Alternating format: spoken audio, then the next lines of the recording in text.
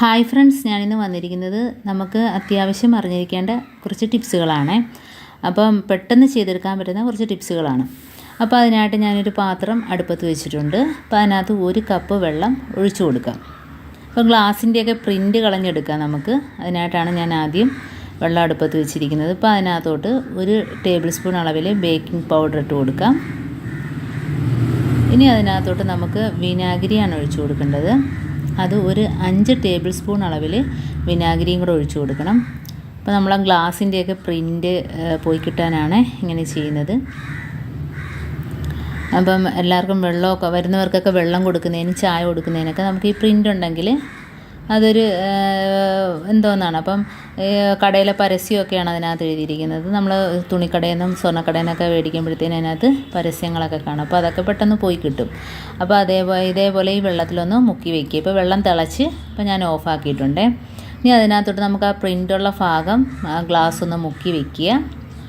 അപ്പോൾ ഇതേപോലെ രാവിലെ മുക്കി വെച്ചിട്ട് വൈകിട്ടാകുമ്പോഴത്തേനും എല്ലാം പോയിരിക്കും. നമുക്കൊന്ന് വെറുതെ ഒന്ന് സ്ക്രബ്ബർ വെച്ചൊന്ന് തേച്ച് കൊടുത്താൽ മതി. ഇതിപ്പോൾ ഞാനൊരു 2 മണിക്കൂറിന് ശേഷം എന്താണ്ട് എടുത്ത് നോക്കുകയാണേ. അപ്പോൾ കുറച്ചൊക്കെ പോയിട്ടുണ്ടെങ്കിലും ഇനി നമുക്കൊന്നുകൂടെ മാറ്റി വെച്ച് കൊടുക്കുക. അപ്പോൾ ഒന്നുകൂടെ ഇതേപോലെ ഒന്ന് തേച്ച് കൊടുത്താൽ മതി. അപ്പം അതേപോലെ തന്നെ നമുക്ക് അതിൻ്റെ വെള്ളം കളയേണ്ട ആവശ്യമില്ല. അത് നമുക്ക് നല്ലൊരു ക്ലീനിങ് സൊല്യൂഷനായിട്ട് നമുക്ക് ഉപയോഗിക്കുകയും ചെയ്യാം. അപ്പോൾ അതിനായിട്ട് ഞാനിപ്പോൾ ഗ്ലാസ് പിറക്കി മാറ്റി വയ്ക്കുകയാണ്. കുറച്ച് കഴിയുമ്പോഴത്തേനും നമുക്ക് വൃത്തിയാക്കി എടുക്കാം. അപ്പോൾ ആ വെള്ളത്തിനകത്തോട്ട് തന്നെ നമ്മൾ കളയുന്ന പേസ്റ്റിൻ്റെ കവർ, അപ്പോൾ അതിനകത്ത് തന്നെ പേസ്റ്റൊക്കെ ഒരുപാടുണ്ട്. നമുക്ക് ബ്രഷ് ചെയ്യാൻ നേരം അതിനകത്ത് നിന്ന് എടുക്കുന്നതൊക്കെ ബുദ്ധിമുട്ടാണ്. അപ്പോൾ ഇതേപോലെ മാറ്റി വെച്ചാൽ നമുക്ക് ക്ലീനിങ്ങിനായിട്ട് ഉപയോഗിക്കാം. അപ്പോൾ ആ നല്ല ചൂടായി കിടക്കുന്ന വെള്ളത്തിനകത്തോട്ട് ഇത് കഷ്ണിച്ചിട്ട് ഇതുപോലെ കത്രി വെച്ച് കഷ്ണിച്ചിട്ട് കൊടുത്താൽ മതി. അപ്പോൾ അതിനകത്ത് ആ ചൂട് വെള്ളത്തിൽ അതെല്ലാം ഇറങ്ങി ഒരു 10 മിനിറ്റ് ആകുമ്പോഴത്തേനും അത് മൊത്തം അതിനകത്ത് ഇറങ്ങി നല്ല ഒരു സൊല്യൂഷനായിട്ട് തന്നെ നമുക്കത് കിട്ടുകയും ചെയ്യും. കാരണം ബേക്കിംഗ് പൗഡറൊക്കെ അറിയാമല്ലോ, നല്ല ക്ലീനിങ് സൊല്യൂഷന് പറ്റിയൊരു പൗഡറാണ്. അതേപോലെ തന്നെ വിനാഗിരി.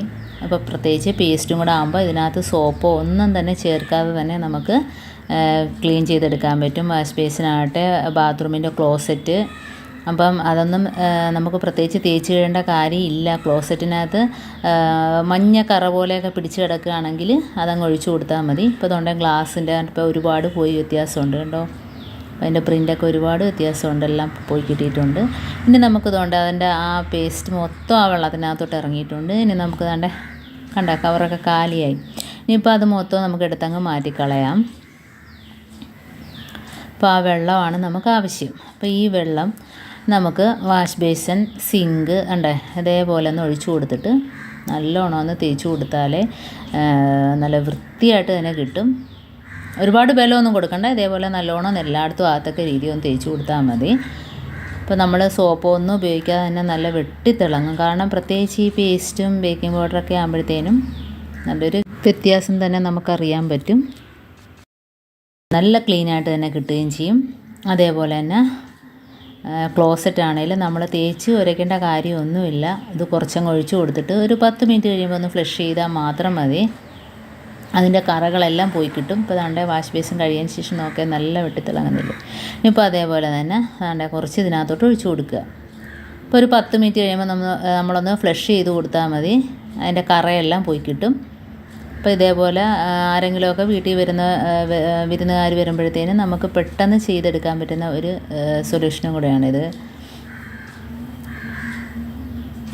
അപ്പോൾ അതേപോലെ തന്നെ സിങ്ക്, അതും ഇതേപോലെ ഒന്ന് വെള്ളം ഒഴിച്ചിട്ട് തേച്ചെടുക്കാം. സോപ്പോ ബ്രഷോ മറ്റേ സ്ക്രബ്ബറോ ഒന്നും തന്നെ വേണ്ട. ഇത് വെച്ചൊന്ന് തേച്ച് കൊടുത്താൽ മതി.